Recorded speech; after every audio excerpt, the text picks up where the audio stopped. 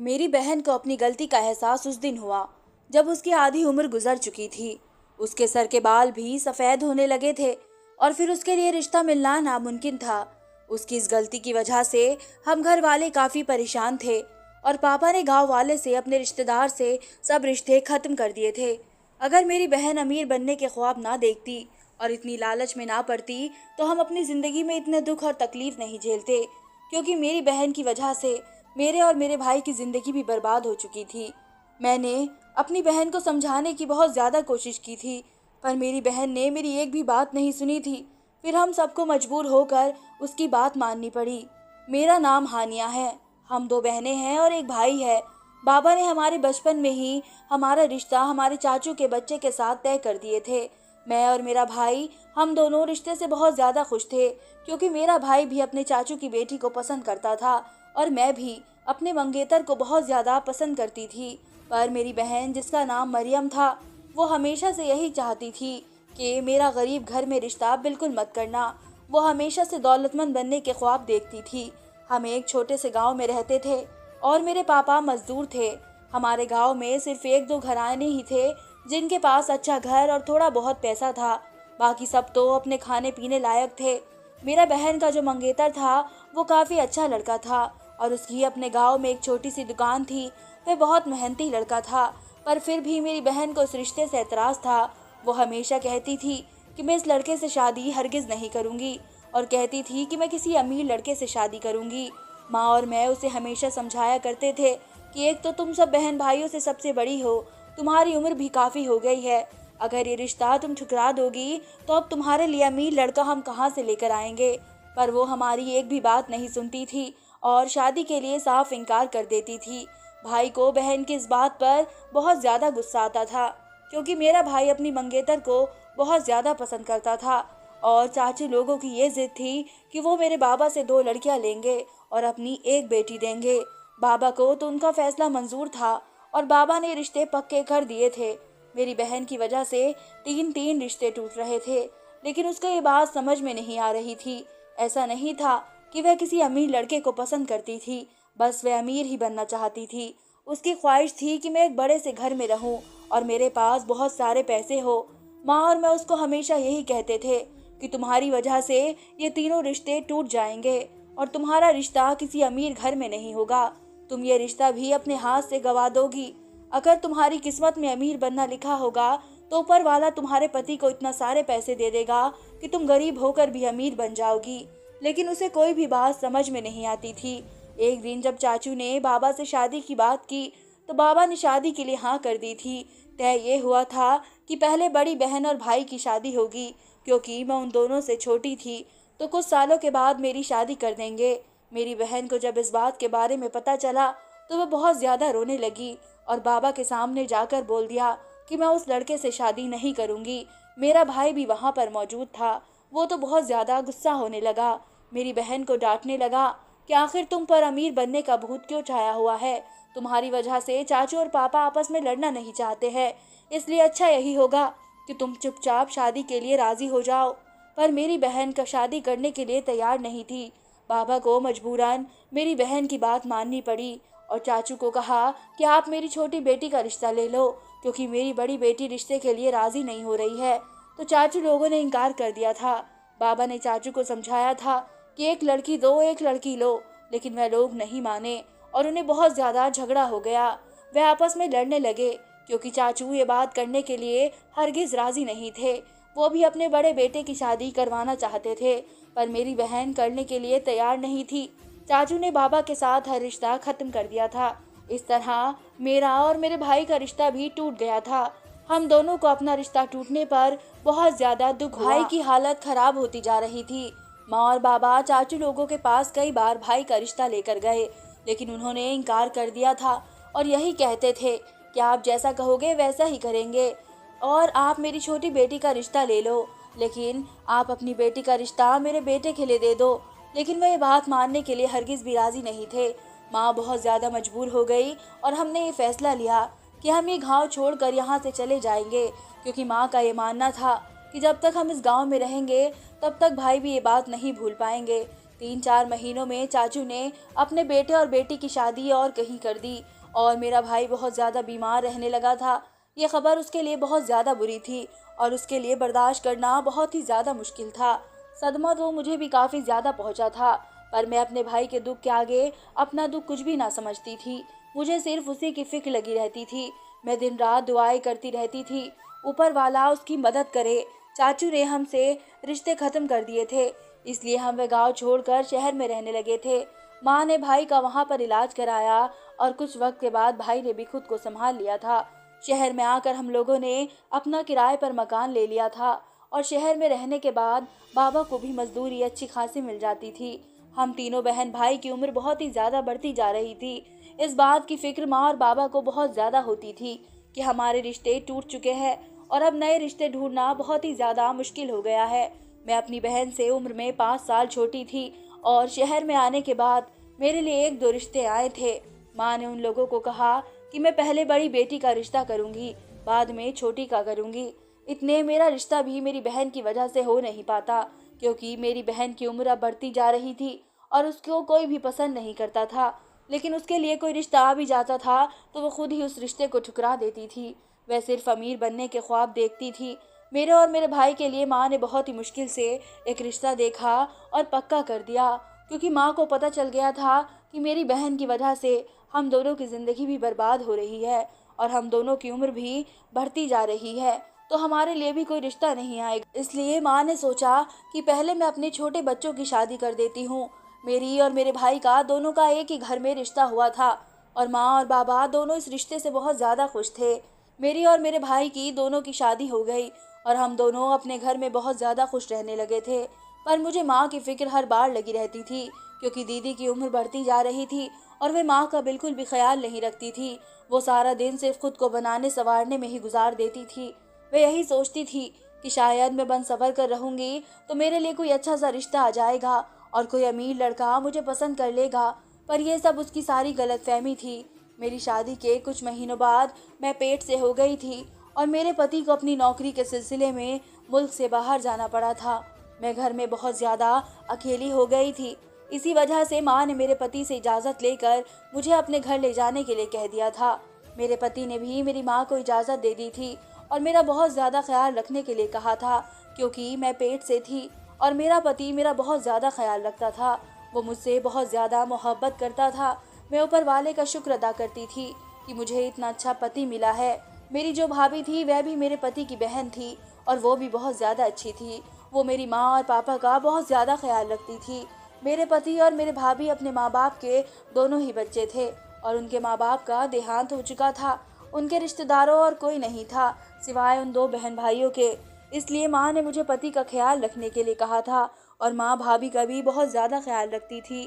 माँ तो भाभी को यही कहती थी कि तुम्हारे माँ बाप नहीं हैं तो तुम कभी ये मत समझना कि तुम अनाथ हो। हम तुम्हारे माँ बाप हैं और तुम हमें माँ बाबा ही कहकर पुकारा करो।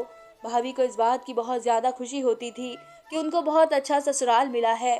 पर मेरी बहन मरियम आए दिन भाभी के साथ झगड़ा करती रहती थी और माँ को मेरी बहन की ये बात बहुत बुरी लगती थी कि वह भाभी के साथ इतना बुरा रवैया क्यों रखती है, जबकि हमारी भाभी बहुत ज़्यादा अच्छी थी। जब मैं मई के आई थी तो भाभी ने मुझे मरियम की एक बात बताई थी, जिसको सुनने के बाद मेरे तो पैरों तले से ज़मीन निकल गई थी। कितना बड़ा कदम भी मेरी बहन उठा सकती है, वो भी चंद पैसों के खातिर। भाभी ने मुझे बताया कि मरियम हर रोज़ दुल्हन के कपड़े पहनकर और दुल्हन जैसा तैयार होकर पता नहीं कहाँ पर चली जाती है और काफ़ी देर के बाद वापस आती है। भाभी ने मुझे बताया कि मरियम ये उस वक्त करती है जब घर में सब सो जाते हैं। मैंने उसे 2-3 मर्तबा देखा है, पर मैं किसी को भी नहीं बताई।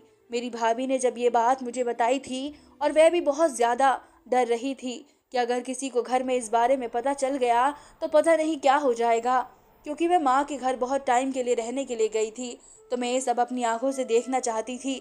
ऐसा नहीं था कि मुझे भाभी की बात पर यकीन नहीं था, मुझे इस बात पर यकीन था कि भाभी बिल्कुल सच कह रही होगी, क्योंकि मैं अपनी बहन की हरकत से वाकिफ़ थी। क्योंकि मेरी बहन बहुत ही ज़्यादा लालची थी और वो पैसे हासिल करने के लिए किसी भी हद तक जा सकती थी।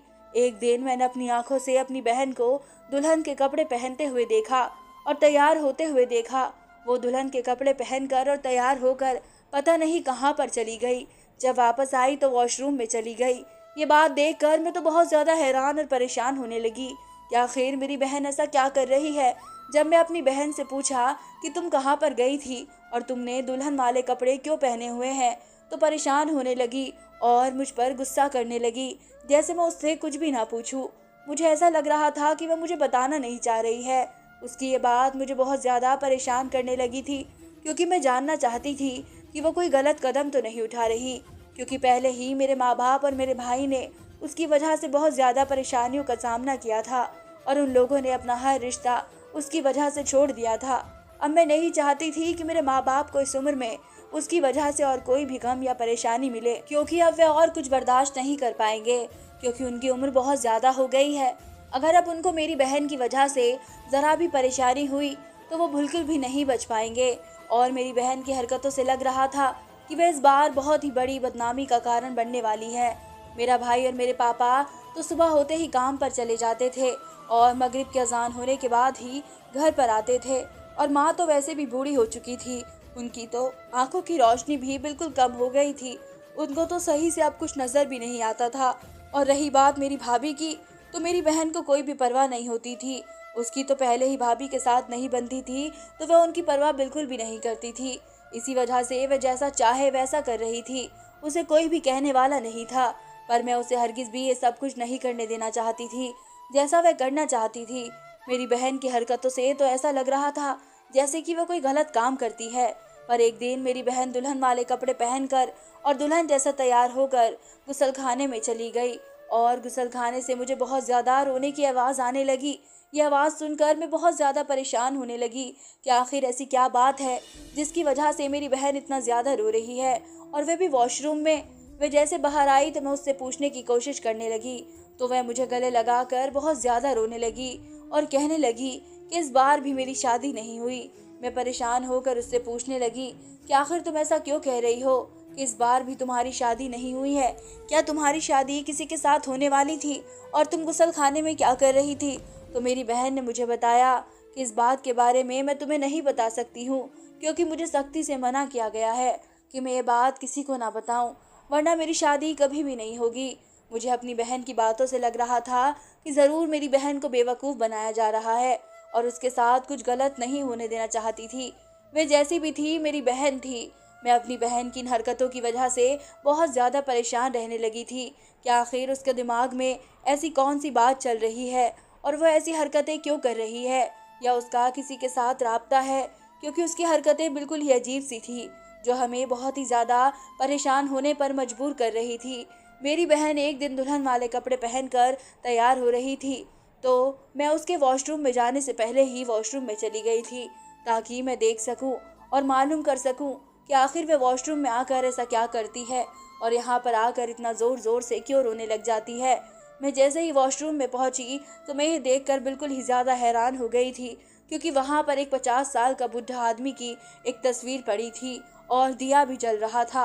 मैं ये सोचने लगी कि आखिर ये बुढ़ा आदमी कौन है जो इतने में मेरी बहन भी वॉशरूम में आ गई थी और मुझे कहने लगी कि तुम यहाँ पर क्या कर रही हो, तुम यहाँ से चली जाओ। मैं उससे बहुत ज़्यादा पूछने की कोशिश करने लगी कि आखिर ये कौन है और तुम आखिर यहाँ पर क्या कर रही हो। वो मुझे बताने से बहुत ज़्यादा डर रही थी और कह रही थी, क्या करूँ मैं, तुम्हें बता दूंगी तो मेरा काम बिल्कुल भी नहीं होगा, मेरा काम बिगड़ जाएगा, तुम यहाँ से चली जाओ। पर मैं जितना परेशान थी, इस बार मैं अपनी बहन को बिना बताए कहीं छोड़ने वाली नहीं थी। मैंने उसको बहुत ज़्यादा मजबूर कर दिया और मुझे बता दो कि ये किसकी तस्वीर है और तुम यहाँ पर क्या कर रही हो। फिर उसने मुझे बताया कि इसी मोहल्ले में रहता है। मेरी बहन ने मुझे बताया कि ये मुझे तुम्हारी शादी में ही मिला था, इसने मुझसे वादा किया था कि मैं तुमसे शादी कर लूँगा।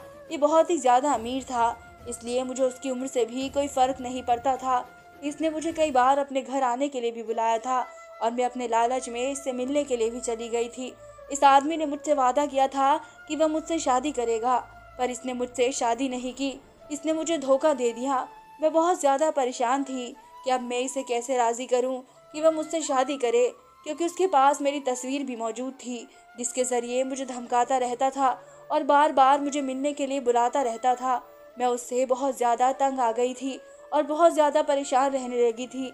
फिर एक बार मुझे ख्याल आया कि क्यों ना मैं इस आदमी के साथ कोई जादू या तावीज़ कराऊं, जिससे कि ये मेरी बात मानने पर मजबूर हो जाए। मैं एक बाबा जी के पास गई और उसने मुझे एक तावीज़ भी दिया और कहा कि ये मैं गुसल खाने में जाकर तावीज़ जला दूं और इस आदमी की तस्वीर वहां पर रखकर इस तावीज़ की राख पानी में मिलाकर उस तस्वीर को पानी में डुबो दूं, और ये सब कुछ मैं दुल्हन वाले कपड़े पहनकर या दुल्हन की तरह तैयार होकर ही कर सकती थी। वह आदमी मुझे बहुत ही जल्द अपनी दुल्हन बनाएगा और वह मुझसे शादी के लिए राजी हो जाएगा और मेरा काम भी हो जाएगा। इस काम के बदले बाबा जी ने मुझसे बहुत सारे पैसे लिए थे और कहा था कि तुम्हारा काम ज़रूर हो जाएगा। बाबा जी ने तो मुझे सिर्फ एक बात ही करने के लिए कहा था, पर मैंने ये अमल काफ़ी बार करके देख लिया, मेरा काम नहीं हुआ और इसलिए मैं बहुत ज़्यादा परेशान हूँ, क्योंकि अब तो मेरी उम्र बहुत ज़्यादा बढ़ गई है और अब मैं शादी करना चाहती, क्योंकि जब मैं तुम दोनों को अपने घर में खुश देखती हूँ तो मैं सोचती हूँ कि माँ बाबा बूढ़े हो गए हैं, उनके बाद मैं कहाँ पर जाऊँगी, क्योंकि अब मैं अपने भाई बहन पर बोझ नहीं बनना चाहती थी और मैंने पहले भी तुम्हारी खुशियाँ बर्बाद करी हैं, अब नहीं करना चाहती हूँ। मेरी बहन को अपनी सारी गलतियों का एहसास हो रहा था और वो बहुत ज़्यादा पछता रही थी। मैंने अपनी बहन को उस वक्त बहुत ज़्यादा समझाया कि इंसान को दौलत के लालच में नहीं पड़ना चाहिए। मैंने उसको अपनी मिसाल दी।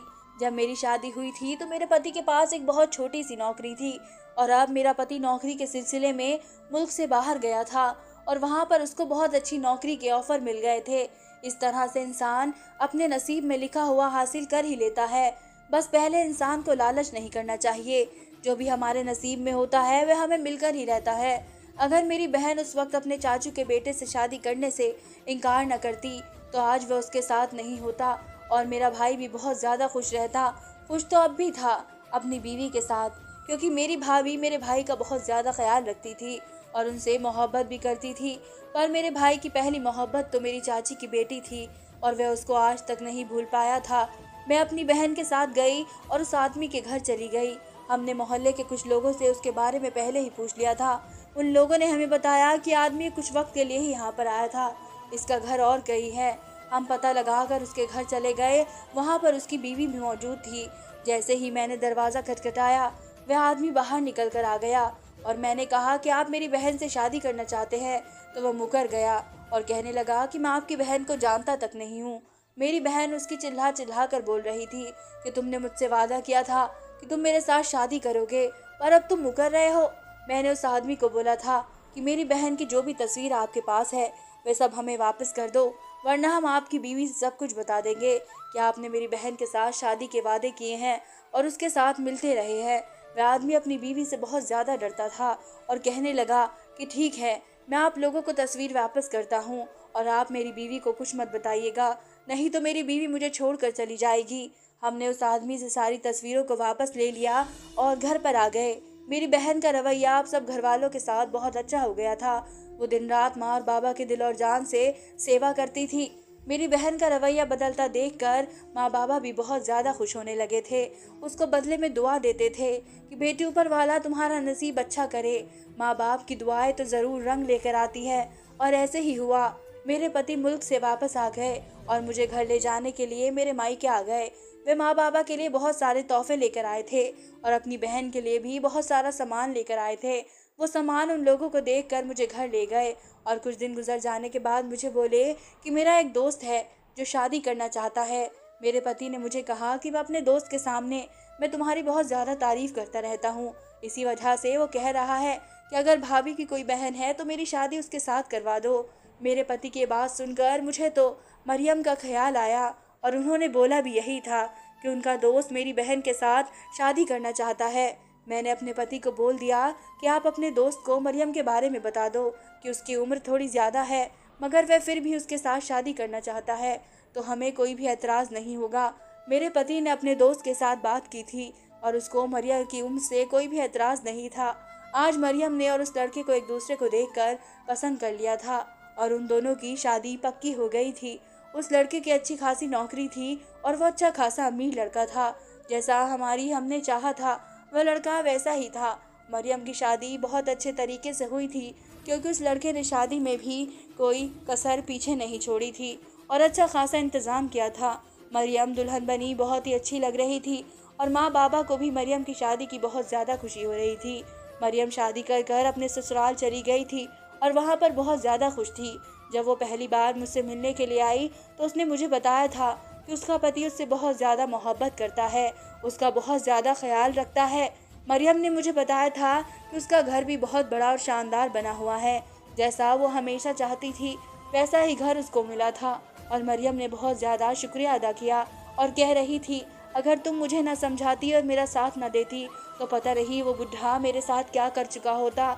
मैंने मरियम को समझाया कि इंसान को अपने माँ बाप का कहना मानना चाहिए। माँ बाप की दुआएं तो इंसान की किस्मत बदल देती है। क्योंकि माँ बाबा का कहना नहीं माना था, इसी वजह से तुम्हें इतनी बड़ी जिद्दोजहद करने को मिली थी और वह बुढ़ा तुम्हारा फ़ायदा उठाता रहा था।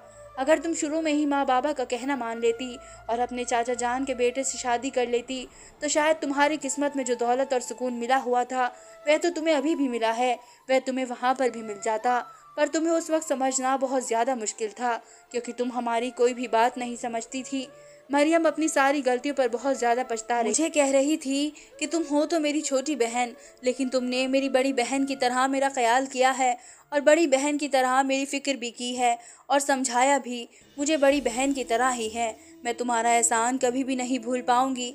जिस तरीके से तुमने मेरा साथ दिया है हमेशा उसी तरीके से मेरे साथ रहना और मेरी गलतियों पर मुझे समझाती रहना। इस बार मैं तुमसे वादा करती हूँ कि मैं तुम्हारी कही हुई बात को मान लूँगी, क्योंकि आज मेरी ज़िंदगी में जो कुछ भी है और जो कुछ मुझे हासिल हुआ है वो सिर्फ तुम्हारी वजह से है और जो मुझे मिला है वो सब कुछ तुम्हारी वजह से है।